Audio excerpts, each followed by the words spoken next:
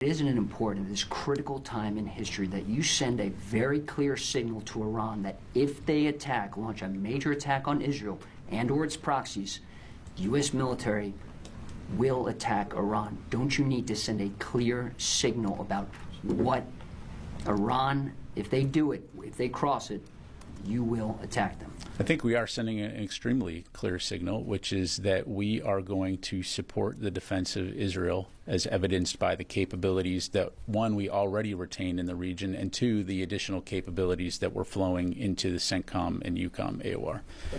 Real quick on Lincoln. The Secretary has ordered Lincoln to the Middle East twice now in the past, in over 10 days. The first time was 2 days after the Hamas leader was killed outside in Tehran. The second time was on Sunday, as you mentioned. Where was the sense of urgency for Lincoln to get to the Middle East? Lincoln was just doing an exercise with the Italian Navy on Friday. If it was so urgent for Lincoln to get to the Middle East, why did you need the second set of orders? Well, Lucas, as a former naval officer yourself, you understand the complexities and intricacies associated with managements of large fleets around the world. And the bottom line is, again, as evidenced by the capabilities that we are surging into the region, we will have a variety of capacity and capability to respond to various contingencies. Again, the focus is on de-escalating the situation, protecting our forces, and supporting the defense of Israel. And we'll continue. And this is not a Lucas Tomlinson press conference, so I'm going to go over to Idris. If you do this, launch this major attack, the U.S. military will strike back. Why can't you just clearly say that? I think we've been very clear that we're going to support the defense of Israel, and I'm not going to speculate about potential future attacks by Iran. Idris. Just a request first. I think Task and Purpose had an interview with General Vowell, OIR commander. If it would be possible to get him in the briefing room, or maybe General Kurla, to sort of talk about the force posture adjustment, I think that'd be We've very got to get the T-walls set up, though, first before we can do that.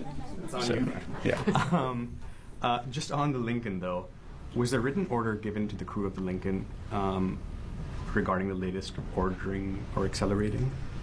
Look, I'm not going to get into the specifics of how the Department of Defense transmit orders to its units. The bottom line is the Secretary has ordered the USS Abraham Lincoln Carrier Strike Group to accelerate its deployment to the CENTCOM AOR, and I'm just going to leave it at that. I think what we're confused about is, what does that mean? Because if you give an order saying going somewhere, presumably they're going as fast as they can.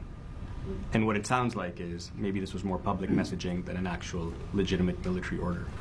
It's a legitimate military order, and it's accelerating on its mission to get to the CENTCOM AOR. And again, I'm not going to get into the in-between of when the initial order was given and what they may or may not have been doing in between then, other than to say, again, I think you need to take a step back and look at what we're attempting to do here, which is to de-escalate tensions in the region, ensure that our commanders that are in the region have the capabilities and capacity to respond to a variety of threats. Actually say it is now going to arrive in CENTCOM earlier than it was previously. Yeah, I'm not going to get into the specifics of the deployment timelines. It's like the confusion it's causing, right? It's not confusing to me. It's accelerating. So, yes, sir.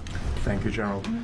Would it be a fair assessment to say that Israel cannot defend itself on its own, and that's why they need the U.S. military support in the region against Iran and its proxies? Well, the U.S. and Israel have shared a long-standing security relationship, and we've been very clear, even before October 7, on the U.S. support for Israel, supporting its qualitative military edge, but also post-October 7 have been very, very clear in terms of our ironclad support for the defense of Israel. And so, as you saw on April 13, when Iran conducted its unprecedented attack, the United States, true to its word, supported the defense of Israel. Just one more. So is this a just-in-case situation, or is this military support indispensable? Because you've got the F-35s, F-22s, F-18s, 16s, 15s, the warships, the air defense systems, the troops, everything, like, the whole 9 yards. Is this just in case or indispensable? Well, again, I'd go back to what I said at the top.